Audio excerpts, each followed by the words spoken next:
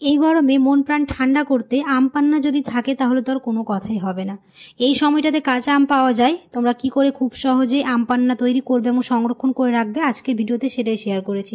আসসালামু আলাইকুম, কেমন আছো তোমরা সবাই? নতুন একটি রেসিপিতে তোমাদের সবাইকে স্বাগত জানাই।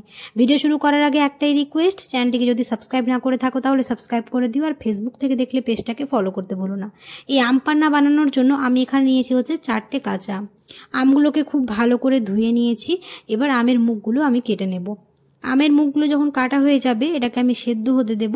প্রায় ওই 4 থেকে 5টা সিটি দিলে আমাদের আমগুলো খুব ভালো করে সেদ্ধ হয়ে যাবে। এবার আমি প্রেসার কুকারের মধ্যে আমগুলো দিয়ে দেব, আর দিয়ে দেব হচ্ছে একটু জল, যাতে আমগুলো ডুবে থাকে। এবার আমি এটাকে সেদ্ধ হতে দেব। প্রায় 5 থেকে 6টা সিটি দিলেই হয়ে যাবে, আর আমি এখানে প্রায় 6টার মতো সিটি দিয়েছি। আর দেখতে পাচ্ছ আমগুলো আমার খুব ভালোভাবে সেদ্ধ হয়ে গেছে, খোসাগুলো নিজেই ছুটে আসছে। এরকম করে আমি সবগুলো ছাড়িয়ে নেব। আর আমের খোসাগুলো আমি ফেলে দেব না, ওখান থেকে অনেকগুলোই পাল্প বেরোবে। তো আমি একটা চামচ নিয়ে খুব ভালো করে এগুলোকে ছাড়িয়ে নেব।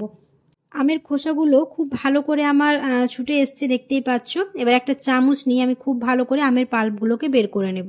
তোমরা চাইলে এখানে চটকে মেখে ওটা বের করে নিতে পারো। আর দেখতেই পাচ্ছ কত সুন্দরভাবে সেদ্ধ হয়ে গেছে। তো এরকম করে আমি একটা চামচ নিয়ে খুব ভালো করে আমের পাল্পগুলো ছাড়িয়ে নিচ্ছি। যেগুলো খোসার মধ্যে লেগে আছে সেইগুলো আমি একটা চামচ নিয়ে খুব ভালোভাবে ছাড়িয়ে নিলাম। সবগুলো আমের পাল্প আমি খুব ভালো করে বের করে নেব।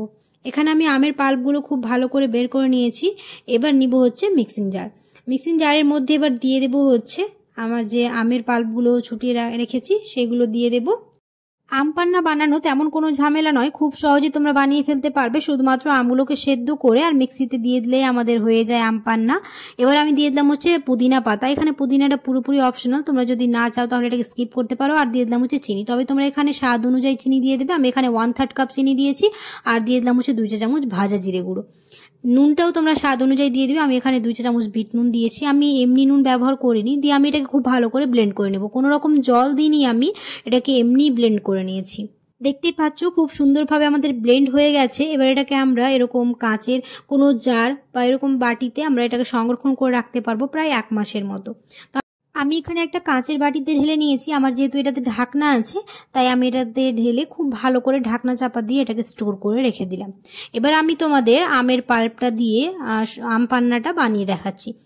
তার জন্য আমি এখানে নিয়েছি হচ্ছে 2টো গ্লাস। গ্লাসের মধ্যে দিয়ে দেবো হচ্ছে আইস কিউব। তবে যারা আইস পছন্দ করো না তারা ঠান্ডা জল দিয়ে বা এমনি নর্মাল জল দিয়ে আমের পাল্পটা দিয়ে মিশিয়ে দিলেই আমাদের আম পান্না একদম রেডি হয়ে যাবে।